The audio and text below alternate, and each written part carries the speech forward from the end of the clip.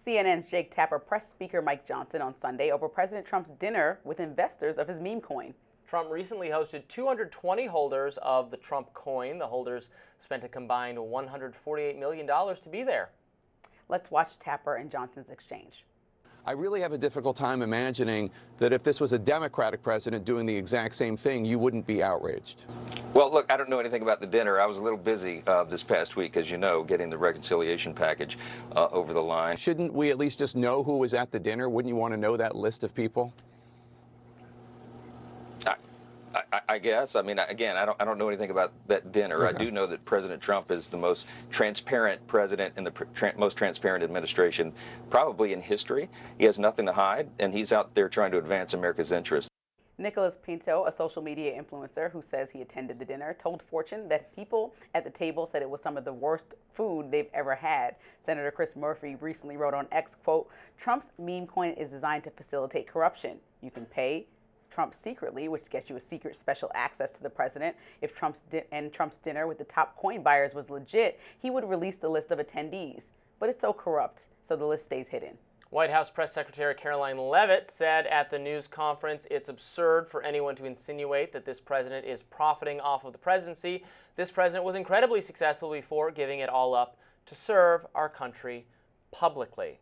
I mean, there's something deeply unethical about a president promoting a meme and also creating all the laws and being the political power broker around the laws that are going to govern cryptocurrency, right? He literally is trying to profit off the same laws that he's creating. That is the textbook definition of conflict of interest. I mean, he has a conflict of interest in that he's a businessman who is the president, but this is just, he's not profiting off of the laws. He has this people coin, want proximity to power. No, they want proximity to Trump. So people are buying proximity and access to President Trump, which is why people paid hundreds and thousands of dollars to be in the room with him. And then, like you saw people complain as well, barely get access. And so this, to me, is another scam on President Trump's behalf. We know we can go back to 2017. So then you criticize it if they did get access, and you'd criticize it if they don't get access. If they do get access, you criticize it as being corrupt. If they don't get access, then they're being scammed. People should not pay to play with our president of the United States. They shouldn't do that. He shouldn't request that. It's their money, and they did that, and they're like, "Oh no, it was a waste of my money." Well, sorry, I don't care. History repeating itself. I can break it down to all the issues. One of the issues that is history repeating itself, remember Trump University? He was sued by 6,000 students in 2017 for scamming them the same way, taking about $35,000 per person if they enrolled in the whole university that wasn't accredited, and got information that you can just basically Google.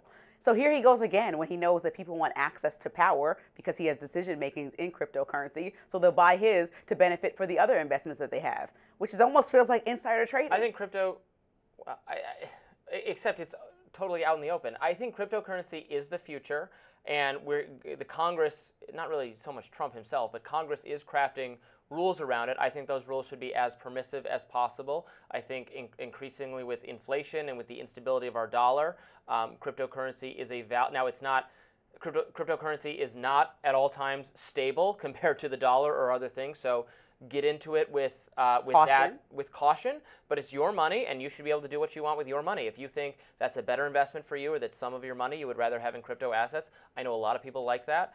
It's your choice. I think you should do what you want with your money, and then you can't come begging for a handout if things don't go your way and you take some risk. You gamble away the store. That's not my problem. That's not the government's problem. That's not society's problem. That's your problem. And I wish we approached more issues that way. But having some small number of your assets in crypto might be a good financial idea. And I think we need to let the market do its work. Let technology do its work, not overregulate it. Make sure people are aware of what they're getting into. You know who needs to do his work? It's not even a left-right thing. Liberal celebrities have been pushing But who needs to do their job and their work is Mike Johnson, right? He should look into this and he say, is. If Tapper will leave him alone about who's the list? He didn't know about. He wants to. No, he did that job over the weekend, but people want to know the list of people that were attending there. You know why? Because some people on that list were Chinese billionaires, so they're buying access to our president. The same government that he berates all the time and can't stand and says he doesn't like. He wants to work alongside some of the most prominent, powerful, financially powerful people in that country who are buying his coin. You know what he'd say? He'd say, "Well, if they want to give me a jet, they can give me a jet." Yeah, exactly. So that's another scam. That's a whole nother topic. He thinks we're a sucker to not take gifts from other countries. Yeah, That's his and I think we're a ideology. sucker for having foreign influence embedded throughout our government with Trump in office. That's what I think. Right. We are. The position of Trump defenders is that it's not buying them any influence because he has his own views about all these subjects and he's not influenced by it. And he's actually not as susceptible as someone else would be because he's independently wealthy and successful as a businessman and has a million different ways to market Trump and the brand independent of this. And so it's not. I mean, just because Trump is doing it out in the open, the argument is you can see everything that I'm doing. If you're still doing something that is unethical out in the open, does it make it not unethical? That argument is, to me, not legitimate. He's literally just throws pasta at the wall every single day, and it's an intentional thing that we can't focus on one policy or one major decision or one scandalous act because he does something else immediately later. I think because it's crypto, people are presuming it's unethical when really it's just something new. But we can continue to monitor the situation for possible corruption. I just want to know who was in the room, and then we can move on from this. Up next, Christy Nome says, "Suck it." The reason why after the break.